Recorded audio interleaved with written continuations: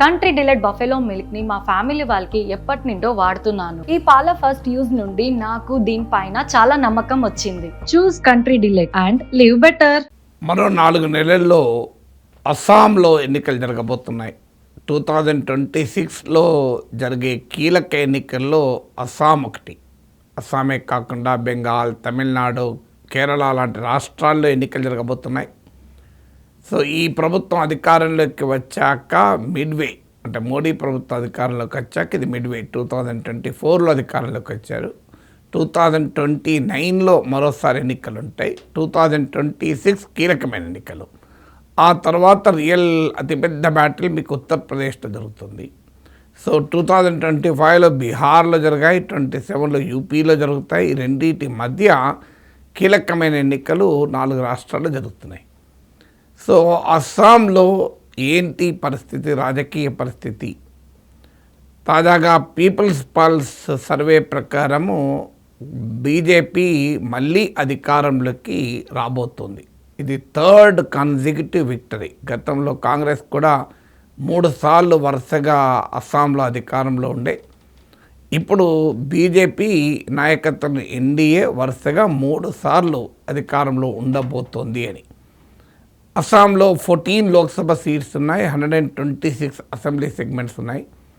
64 సీట్లు వస్తే అధికారం వస్తుంది, 64 రావాలి. ఇప్పుడు ఈ పీపుల్స్ పల్స్ సర్వే ప్రకారం బీజేపీకి ఇండివిజువల్గానే, అంటే బీజేపీకి ఒంటరిగానే 69 to 74 సీట్స్ వస్తాయని, అంటే క్లియర్గా సొంతగానే మెజారిటీ రాబోతోంది. కాంగ్రెస్ పార్టీకి 25 to 29 సీట్స్ వస్తాయని. వాస్తవంగా ఓట్ షేర్ చూస్తే చాలా స్వల్పమైన గ్యాప్ మాత్రమే ఉంది. ఇప్పుడు ఇదే సర్వే ప్రకారం, పీపుల్స్ పల్స్ సర్వే ప్రకారము బీజేపీకి 39% ఓటు వస్తే 37% కాంగ్రెస్కి ఉంది. అంటే బీజేపీ కాంగ్రెస్ల మధ్య 2% మాత్రమే ఓట్ డిఫరెన్స్ ఉంది. కానీ మరి సీట్ డిఫరెన్స్ అంత భారీగా ఉండటానికి అస్సాంలో ఉన్నటువంటి క్యారెక్టరిస్టిక్స్, ముఖ్యంగా దీనికి రీజన్స్ ఏంటి అంటే 2 పార్టీలు పెరిగాయి. బీజేపీ పెరుగుతోంది, కాంగ్రెస్ పెరుగుతోంది. కానీ బీజేపీ పెరుగుదలకు కాంగ్రెస్ పెరుగుదలకు ఫండమెంటల్ డిఫరెన్స్ ఉంది. బీజేపీ ఏమో మరిన్ని కొత్త ప్రాంతాలకు, కొత్త సెక్షన్ల ప్రజానీకాన్ని కలుపుకుంది బీజేపీ.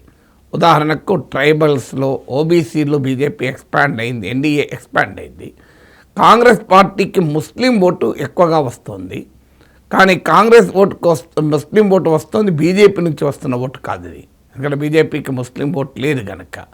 కాంగ్రెస్కు వస్తున్న ముస్లిం vote all India united democratic front, AUDF అని బద్రుద్దీన్ అజ్మల్ నాయకత్వంలో ఉన్న పార్టీ. ఈ పార్టీ ఒకప్పుడు అస్సాంలో ముస్లిం ఏరియాలను డామినేట్ చేసిన పార్టీ. ఇప్పుడు అది బాగా వీకెన్ అవుతుంది. ఇప్పుడు ఈ సర్వే ప్రకారం అయితే 2 సీట్లు వస్తే చాలా ఎక్కువ.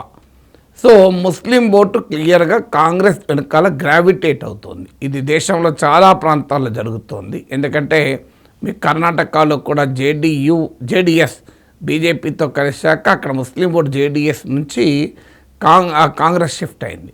తెలంగాణలో కూడా ఇంకా బీఆర్ఎస్ కొంత ముస్లిం ఓటు రిటైన్ చేసుకుంటున్నా కూడా స్లోగా బీఆర్ఎస్ నుంచి కాంగ్రెస్కి ఆ ఓటు షిఫ్ట్ అవుతోంది. మీకు ఇటీవల జూబ్లీ హిల్స్ బై ఎలక్షన్లో కూడా మనకు అది కనిపించింది. బట్ స్టిల్ బీఆర్ఎస్ గణనీయంగా ముస్లిం ఓటు రిటైన్ చేసుకోగలుగుతోంది. కానీ పార్లమెంట్ ఎన్నికల్లో స్పష్టంగా ముస్లిం ఓటు బీఆర్ఎస్ను కాకుండా కాంగ్రెస్కి ఓటు వేశారు. సో దేశం మొత్తం మీద ఈ ట్రెండ్ కనబడుతుంది. ఎందుకంటే బీజేపీకి క్రెడిబుల్ ఆల్టర్నేటివ్గా దేశంలో కాంగ్రెస్ కనబడుతుంది, రాహుల్ గాంధీ కనబడుతుంది. కానీ కాంగ్రెస్ గెయిన్ అనేది బీజేపీ లాస్ కాదు ఇక్కడ, అది గమనించాల్సిన అంశం. Congress gain is not BJP loss. ఎందుకంటే బీజేపీ ఓటు లాక్కోవడం లేదు కాంగ్రెస్. ఇతర పార్టీల ఓట్లు, ఇప్పుడు ముఖ్యంగా నేను చెప్పినట్టు ఏయుడిఎఫ్ ఓట్లు లాక్కుంటుంది. ఇక 2వ ఇంపార్టెంట్ ఫ్యాక్టర్ ఏంటంటే బీజేపీకి ఉన్న లార్జర్ అలియన్సెస్. ఇప్పుడు బీజేపీ అస్సాం గణ పరిషత్తో అలియన్స్ ఉంది, బోడో పీపుల్స్ ఫ్రంట్తో అలియన్స్ ఉంది. ఇప్పుడు అస్సాం గణ పరిషత్ కూడా అరౌండ్ 7% ఓటింగ్ ఉంది. ఒకప్పుడు అస్సాంను పాలించిన పార్టీ ఇది. అస్సాం ఉద్యమం తర్వాత అస్సాం గణ పరిషత్ అధికారంలో ఉండే, ఆ తర్వాత బాగా వీక్ అవుతూ వచ్చింది. ఇప్పుడు బీజేపీతో కలిసి ఉండని అనివార్య పరిస్థితి ఏజీపీకి. ఎందుకంటే బీజేపీతో కనుక విడిపోతే ఏజీపీ ఓటు బేస్ మొత్తం బీజేపీకి వెళ్ళిపోయే అవకాశం ఉంది. అందుకే ఏజీపీ బీజేపీతో కలిసి ఉంది. సో ఈ పార్టీకి కూడా మీకు 8 to 11 సీట్స్ రావచ్చు అని. సో దాంతోపాటు బోడో పీపుల్స్ ఫ్రంట్ కూడా 8 to 10 సీట్స్ రావచ్చని. సో బీజేపీకి ఉన్నటువంటి లార్జర్ పొలిటికల్ అలియన్సెస్ మీకు ఆ పార్టీకి ఓట్ షేర్ను మించిన సీట్ షేర్ను ఇస్తుంది. ఇక మూడవది సోషల్ అలియన్సెస్ రీత్యా కూడా బీజేపీకి లార్జర్ సామాజిక వర్గాల్లో, ఇప్పుడు ఉదాహరణకు బెంగాలీ హిందూస్ కంప్లీట్గా బీజేపీ వెనకాల ఉన్నారు. ముఖ్యంగా సిటిజన్షిప్ అమెండ్మెంట్ యాక్ట్ తర్వాత బెంగాలీ ముస్లిం కన్సాలిడేషన్ బీజేపీకి పెరిగింది. అలాగే టీ గార్డెన్స్లో కాస్త అసంతృప్తి ఉన్నా కూడా బీజేపీకి బలం ఉంది. తాజాగా ట్రైబల్ బెల్ట్లోకి ఓబీసీలోకి కూడా బీజేపీ ఎక్స్పాండ్ అయింది. కాంగ్రెస్ పార్టీకి అనుకూలంగా మారింది, ఓన్లీ ముస్లిం ఓటు ప్రధానంగా అనుకూలంగా మారింది. ఇక 4వ ఫ్యాక్టర్, అతి ముఖ్యమైన ఫ్యాక్టర్ డీలిమిటేషన్. ఇప్పుడు ఇది అస్సాంలో జరిగింది, రేపు తెలంగాణలో కూడా జరగబోతుంది. మీరు గమనిస్తూ ఉండండి, తెలంగాణలో కూడా ఇదే జరగబోతుంది. బీజేపీ స్ట్రాటజీ ఇది. అస్సాంలో 1976లో డీలిమిటేషన్ చేశారు, మళ్ళీ 2003లో డీలిమిటేషన్ చేశారు. అయితే సీట్లు పెరగవు, ఉన్న సీట్ కాన్స్టిట్యున్సీనే అటు ఇటు మారుతాయి. మీకు అసెంబ్లీ సీట్లు పెరగవు, లోక్సభ సీట్లు పెరగవు. అది పెరగాలి అంటే దేశవ్యాప్త డీలిమిటేషన్ జరగాలి. అది 2026 ఎలక్షన్ సెన్సెస్ తర్వాత జరగాలి. అంటే 2029 ఎలక్షన్ల వరకు జరుగుతుంది. లేదు తెలంగాణ లాంటి రాష్ట్రంలో 2028 అసెంబ్లీ ఎలక్షన్ల ముందు జరిగే అవకాశం ఉంది. సో మీకు ఈ డీలిమిటేషన్ ఇప్పుడు మన దగ్గర కూడా ఉమ్మడి ఆంధ్రప్రదేశ్లో 2009లో చేశారు. సీట్ల సంఖ్యలో మార్పు లేదు, కానీ కాన్స్టిట్యున్సీస్ ఇటు అటు మార్చారు, ఈవెన్ పేర్లు కూడా మారాయి. సిమిలర్ ప్రక్రియ అస్సాంలో జరిగింది. ఈ డీలిమిటేషన్ ద్వారా బీజేపీ వ్యూహాత్మకంగా ఏం చేసిందంటే, కేంద్రంలో రాష్ట్రంలో బీజేపీ అధికారంలో ఉంది కనుక ముస్లిం ఏరియా ఇన్ఫ్లుయెన్స్ ఉన్న కాన్స్టిట్యున్సీలను రీడ్రా చేసింది. ఇప్పుడు ఉదాహరణకు 30 అసెంబ్లీ సెగ్మెంట్స్లో ముస్లిం డామినేషన్, ముస్లిం డిటర్మైనింగ్ ఓటర్, అంటే ముస్లింలు ఎటువైపు ఉంటే ఆ సీట్లు గెలిచే అవకాశం ఉంటుంది. అది స్టార్టింగ్ డిసడ్వాంటేజ్ బీజేపీకి.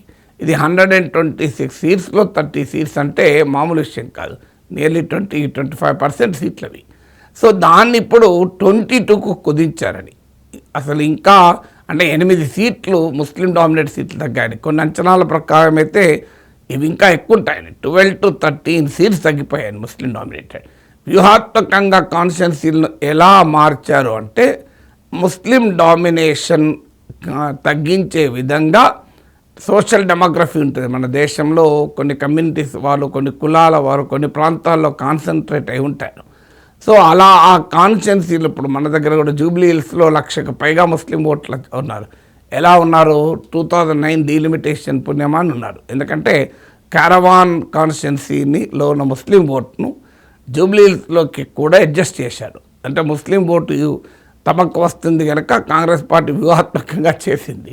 సో ఇప్పుడు అదే పని బీజేపీ చేయబోతోంది. అస్సాంలో ఆ డీలిమిటేషన్ ప్రక్రియ ద్వారా ముస్లిం మైనారిటీ ఇన్ఫ్లుయెన్స్ను గణనీయంగా తగ్గించారు. ఇప్పుడు ఒక అంచనా ఏంటంటే 2026 సెన్సెస్ తర్వాత జరిగే డీలిమిటేషన్లో తెలంగాణలో సీట్లు కూడా పెరుగుతాయి. మీకు 153 సీట్స్ అయితే 119 పై, ఇది విభజన చట్టంలో ఇచ్చిన హామీ. మీకు ఆంధ్రప్రదేశ్లో 175 నుంచి 225 కుదురుతాయి. ఇది is a part of the విభజన చట్టం, బైఫర్కేషన్ యాక్ట్లో ఉంది. ఇందులో ఇప్పుడు 55 నియర్లీ 45 సీట్స్, మీకు 45 అంటున్నారు, కొంతమంది ఈవెన్ 55 వరకు కూడా అంటున్నారు. 55 సీట్స్ హైదరాబాద్లోనే ఉంటాయని, అది కూడా ముస్లిం డామినేటెడ్ సీట్స్ గణనీయంగా తగ్గించబోతున్నారు అని. సో హైదరాబాద్లో కూడా ముస్లిం డామినేటెడ్ ఏరియాలను కుదించి ఒక దగ్గరికి కూర్చి ముస్లిం డామినేటెడ్ సీట్లు అక్కడికే పరిమితం చేస్తారు. సో అది బీజేపీ ఎత్తుగడ. ఆ రకంగా హైదరాబాద్లో ఎక్కువ సీట్లు గెలవాలన్నది తెలంగాణలో బీజేపీ లక్ష్యం. సో సరిగ్గా ఈ పని అస్సాంలో చేశారు. ఈ డీలిమిటేషన్ పెద్ద ఎత్తున బీజేపీ విజయానికి కారణమవుతుంది. ఇదేమీ సీక్రసీ కాదు. మీకు హేమంత్ బిశ్వా శర్మ అస్సాం సీఎంఏ చెప్పాడు, మీరు చూడండి స్క్రీన్ పైన ఆ రిపోర్ట్ చూపెడుతున్న ఎకనామిక్ టైమ్స్లో వచ్చిన వార్త, ఇతర పత్రికల్లో కూడా ఆ వార్తలు వచ్చాయి. డీలిమిటేషన్ తర్వాత మీకు సీట్లు 100 దాటిపోతాయి మాకు అని చెప్పి ఓపెన్గా అస్సాం ముఖ్యమంత్రి హేమంత్ బిశ్వా శర్మ అన్న మాటలు ఇవి. సో అందువల్ల డీలిమిటేషన్ అనేది ఒక కీలకమైన ఫ్యాక్టర్గా ఉంటుంది. తర్వాత 5వ ఫ్యాక్టర్ అంటే ఎన్డీఏ ప్రో ఇన్కంబెన్సీ స్పష్టంగా కనబడుతుంది. సో మిగతా ఫ్యాక్టర్స్ ఈ డీలిమిటేషన్ మేనేజ్మెంటు అలియన్సెస్ కూర్పు ఇదంతా ఏదన్నా ప్రభుత్వం పట్ల తీవ్రమైన వ్యతిరేకత ఉంటే ఇవేవి పనిచేయవు. కానీ పెద్దగా యాంటీ ఇన్కమ్ అసంతృప్తి ఉన్నా కూడా ప్రో ఇన్కంబెన్సీ కూడా ఉన్నది అని, దానివల్ల బీజేపీ కొద్దిగా కూడా బెనిఫిట్ జరుగుతుంది అని. సో అందువల్ల అస్సాం, బీహార్ తర్వాత అస్సాంలో కాంగ్రెస్ పార్టీకి అవకాశం ఉన్న స్టేట్ అస్సాం, బీహార్లోనైనా ఆర్జేడీతో కలిసి, బెంగాల్లో అవకాశం లేదు. ఇక ఉంటే కేరళలో అవకాశం ఉంది. కానీ కేరళలో అయినా బెంగాల్లోనైనా కాంగ్రెస్ ఇండియా కూటమికి అదనంగా కలిసి వచ్చేది ఏమీ లేదు. ఎందుకంటే బెంగాల్లో, కేరళలో ఇప్పుడున్న పార్టీలకు కూడా యాంటీ బీజేపీ కూటమిలోనే ఉన్నాయి. అందువల్ల అస్సాం కనుక గెలిస్తే బీజేపీకి అది అడ్వాంటేజ్గా మారుతుంది, కానీ కాంగ్రెస్కి డిసడ్వాంటేజ్ అవుతుంది. సో అస్సాంలో కూడా జరగబోయే ఎన్నికల్లో క్లియర్గా భారతీయ జనతా పార్టీకి ఎన్డీఏకు పైచే కనబడుతుంది.